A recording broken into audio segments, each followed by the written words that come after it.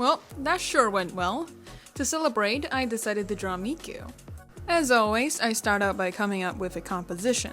I didn't really know what I wanted, I just know I want to draw those metallic looking balloons.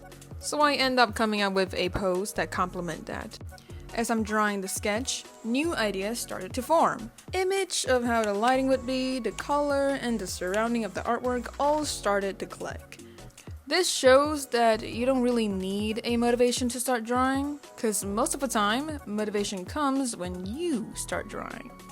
After the composition is planned out, I make a new layer and lower the opacity of the composition layer to start drawing a more detailed sketch. This helps me to remind myself of what I'm trying to draw and let me plan things out even further. After that, I start adding in the flat colors. Just like last time, I used lasso tool, I know my wrong ways now, to cut out the silhouette of the character, and then add clipping mask layer for individual colors of her design. Which is not a lot, by the way. Miku has a very simple color palette, and as a person that's been drawing a lot of Hoyoverse character, this is a blessing. After all that is done, it's time for effect stuff. I merged the silhouette color into just one layer to save space and have a tidy workflow. I then made a multiply layer to create shadows. I clipped that layer to my silhouette layer so that I won't affect the surroundings. I make sure the color is a gradient from blue to pink, since the bright pink balloon would affect the shadow's color. After that, I did the same process to everything else and adjust the overall atmosphere until I was satisfied. It's the part you've been waiting for the most, the rendering. I start out by changing the colors of the line art to make it blend into the artwork and enhance the atmospheric vibe. I realize not a lot of people know how to render, and I get it, there's hardly any rules or step to these kinds of things, and all I can say is, I don't care, paint it like you're Bob Ross! I was once a traditional painter, and traditionally, we don't have those fancy multiply, overlay, color dodge stuff going on. It's just you, your paint, and a canvas. We just paint objects thinking what texture would it make?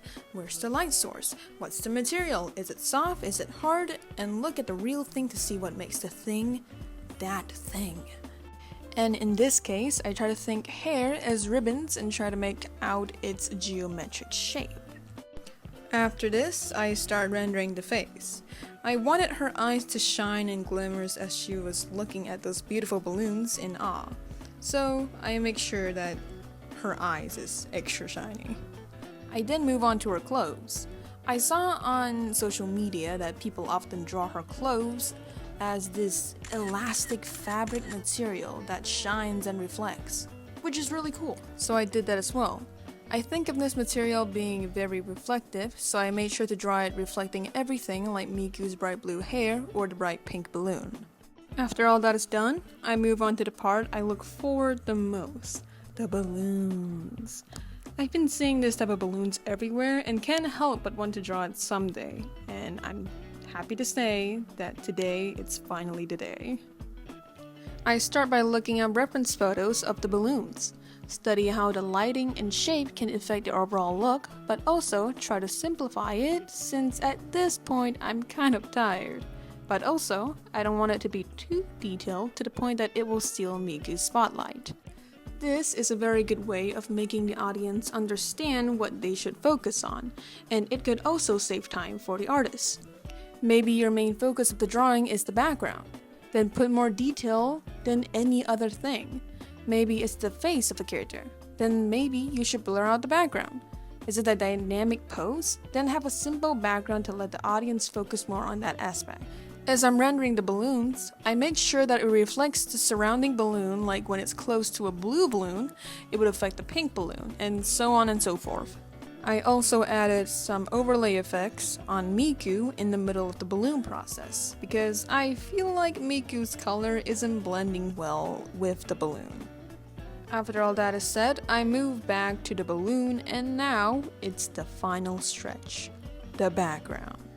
I don't really know what I wanted for the background, but with some further reference hunting, I see that most often people will add this shiny round balloon in the background.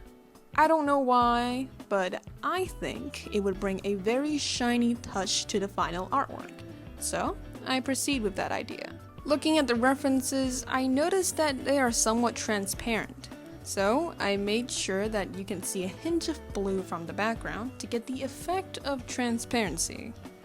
I also changed the background ribbons to a more smoother texture, since I think the roughness of the texture doesn't blend well with the concept. And after all that, I added some confetti, more balloons, reflective floor, and we are done.